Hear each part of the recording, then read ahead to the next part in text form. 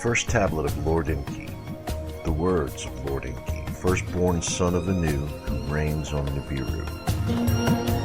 With heavy spirit I utter laments, laments that are bitter fill my heart. How smitten is the land, its people delivered to the evil wind, its stables abandoned, its sheepfolds emptied. How smitten are the cities, their people piled up as dead corpses, afflicted by the evil wind. How smitten are the fields, their vegetation withered, touched by the evil wind. How smitten are the rivers, nothing swims anymore, pure sparkling waters turned into poison. Of its black-headed people, Shumer is emptied, gone is all life. Of its cattle and sheep, Shumer is emptied, silent is the hum of churning milk. In its glorious cities only the wind howls, death is the only smell. The temples whose heads to heaven arose by their gods have been abandoned. Of lordship and kingship command there is none, scepter and tiara are gone.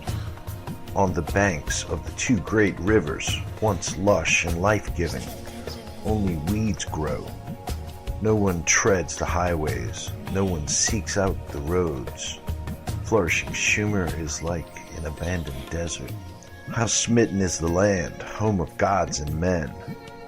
On that land a calamity fell, one unknown to man, a calamity that mankind had never before seen, one that could not be withstood. On all the lands from west to east, a disruptive hand of terror was placed.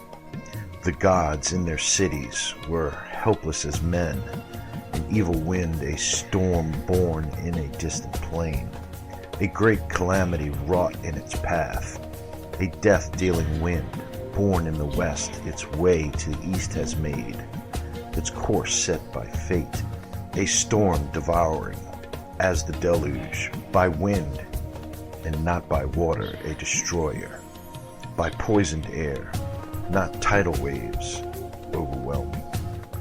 By fate, not destiny, was it engendered. The great gods in their council the great calamity had caused. By Enlil and Ninharsag it was permitted. I alone for a halt was beseeching. Day and night to accept what the heavens decree I argued, to no avail. Ninurta, Enlil's warrior son, and Nergal, my very own son, poisoned weapons in the great plain then unleashed. That an evil wind shall follow the brilliance we knew not, they now cry in agony. That the death-dealing storm born in the west, its course to the east shall make. Who could foretell? The gods now bemoan. In their holy cities the gods stood, disbelieving as the evil wind towards Shumer made its way. One after another, the gods fled their cities, their temples abandoned to the wind. In my city, Eridu, as the poisoned cloud approached, I could do nothing to stop it. Escape to the open steppe, to the people I gave instructions. With Enki, my spouse, the city I abandoned. In his city, Nippur, place of the bond, heaven and earth, Enlil could do nothing to stop it. The evil wind against Nippur was onrushing. In his celestial boat, Enlil and his spouse hurriedly took off. In Shumer's city of kingship, Nanar to his father Enlil for help cried. In the place of the temple, that to heaven in 7 steps rises, Nanar, the hand of fate, refused to need. My father, who begot me, great God who to had granted kingship, turn the evil wind away, Nanar pleaded. Great God who decrees the fates, Let and its people be spared, your praises to continue, Nanar appealed. Enlil answered his son Nanar, Noble son, your wondrous city kingship was granted.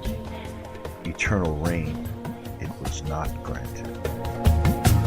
Take hold of your spouse Ningao, flee the city. Even I, who decree fates, its destiny, I cannot bend. Thus did my brother speak, alas. Alas, not a destiny it was. A calamity none greater since the deluge gods and earthlings has befallen. Alas, not a destiny it was. The great deluge was destined to happen. The great calamity of the death-dealing storm was not. By a breach of a vow, by a council decision it was caused.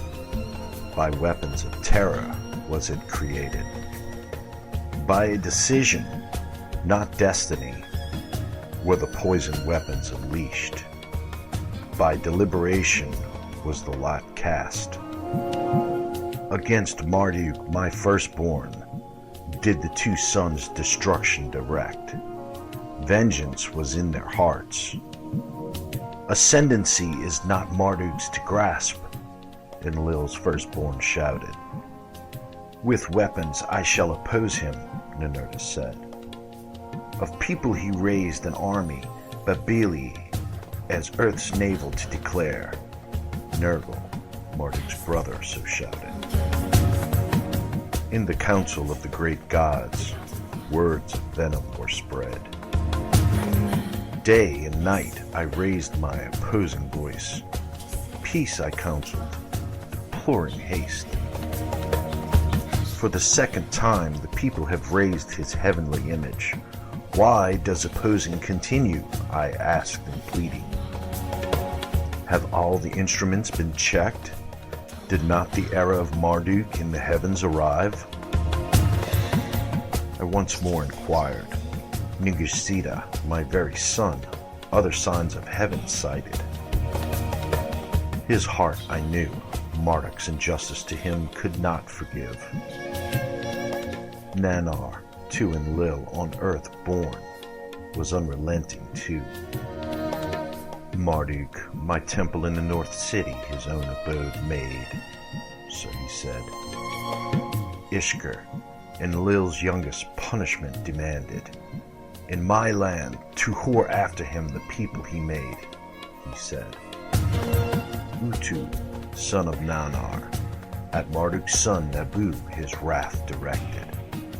The place of the celestial chariots he tried to seize. Inanna, twin of Utu, was furious of all. The punishment of Marduk for the killing of her beloved Dumuzi she still demanded. Ninharsag, mother of gods and men, her gaze diverted. Why is not Marduk here? She only said. Gibel, my own son, with gloom replied. Marduk has all entreaties put aside. By the signs of heaven his supremacy he claims. Only with weapons will Marduk be stopped, Ninurta, Enlil's firstborn shouted.